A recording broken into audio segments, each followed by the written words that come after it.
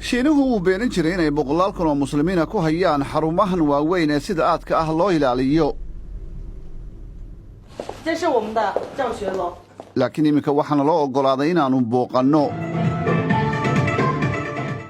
fariintu maxay tahay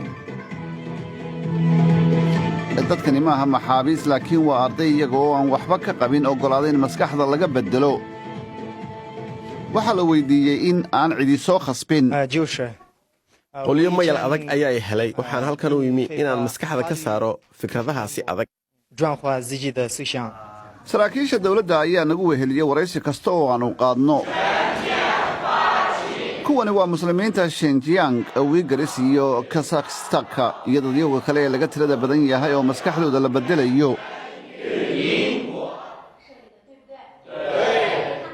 waxay baranayaan shuruucda shiinaha ee xadida ku dhaqanka diinta waxaanay ku beddelanayaan inay daacad u noqdaan dhaqan kale waan jeclahay xasbiga shuuciga ee shiinuhu ayuu ninkani qoray waxaa la weyddiiyey in meel aan dadku ka bixi karin ilaa loo oggolaadaa aanay ahayn xabsi xataa haddii ay tahay jeel farshaxanka lagu samayn karo ma fahmayo waxa aad ka waddo xabsi xaqiiqdii halkani waa xarun tababar sannadihii aynu soo dhaafnay xarumo badan ayaa laga dhisay gobolkan shenjiyang laakiin xarunta aannu booqannay waayiradii ku wareegsanaa iyo qolalkii waardiyayaasha waa laga furay meelihii lagu jimicsan jirayna waxaa laga dhigay garoommo lagu cayaaro si dadka booqanaya loogu siro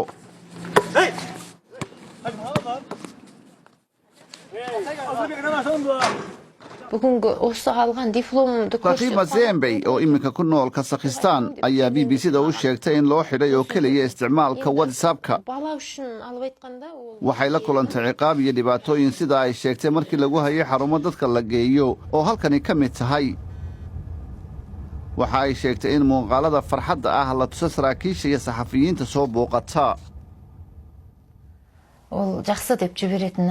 aniga ayaa la kulmay ka hor inta aan dadka dibaddu soo booqan ayaana loo sheegi jiray in qofkii ka hadlaa xaqiiqada la geyn doono meelo halkan ka daran sababtaas ayaa qof kasta uu u sameeyaa waxa la faro oo ay ka mid yihiin jaaska iyo heesaha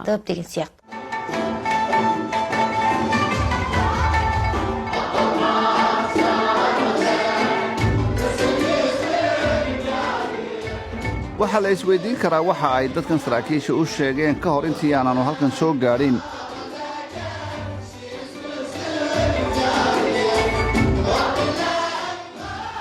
dembi laguma helin lama maxkamadayn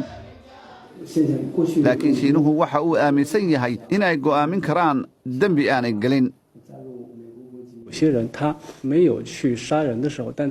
dadka qaar inta aanay waxdilin calaamado muujinaya inay waxdili karaan ayaa lagu arkaa miyaan sugnaa inta ay dembi gelayaan mise waannu ka hortagnaa waxa aannu u sheegnay in dad badan oo xarumaha la keenay ay noo sheegeen ciqaab dadka oo buuxdhaafiyey meesha iyo qoysas la kala qaybiyey waxyaabahani ma aha wax laga hadlo ta ugu muhiimsani waa in qof qarka u saaran dembi laga soo celiyo bulshadana dib loogu celiyo dadkani markaas waa dadaan dembi weli gelin xidhan balcad qolkiiba 10 ayay ku seexdaan oo waxa ay wadaagaan hal musqul mana oga inta ay halkan ku sii jirayaan bilo amaba sannado waxaana isku dayn inaannu duubno xarumo ay weli ku yaallaan waayiradii ammaanka iyo qolalkii waardiyayaashuba xarumahan waaweyne uma ka dugsiyo waxaana noo muuqata in aanna la ka rabin